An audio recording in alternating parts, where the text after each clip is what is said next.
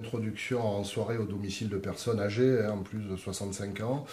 sans défense, de 3 individus cagoulés, armés, qui vont les molester, qui vont les violenter, puisqu'on a des coups de pied, des coups de poing, une fracture du nez, 15 jours d'ITT, des personnes qui vont être, on va leur extorquer leur carte bancaire, on va fouiller l'ensemble de leur véhicule, et on va les laisser attachés avec des câbles qu'on a trouvés sur place, ce qu'on appelle vulgairement un saucissonnage. Donc ce sont des faits d'une extrême gravité, et d'ailleurs le code pénal ne s'y trompe pas, puisque les faits qui leur sont reprochés,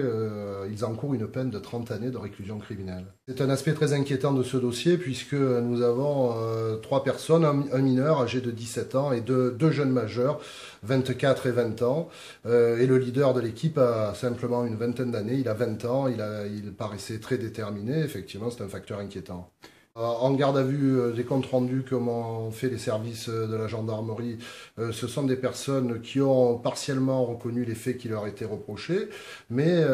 avec quand même des habitudes de truands endurcis malgré leur jeune âge, puisque le leader de l'équipe, le jeune homme de 20 ans qui a monté cette expédition,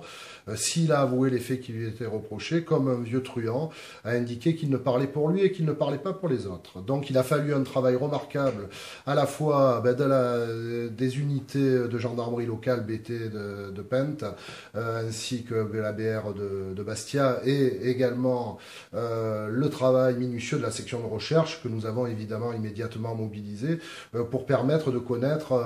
la vérité sur cette triste affaire. Une délinquance opportuniste, puisque un des 3, le leader de l'organisation, avait travaillé en tant qu'ouvrier dans la réfection de la maison dans laquelle ils ont commis leur forfait. C'est un butin relativement important, puisqu'on a été dérobé une somme de l'ordre de 2000 € en numéraire, des bijoux,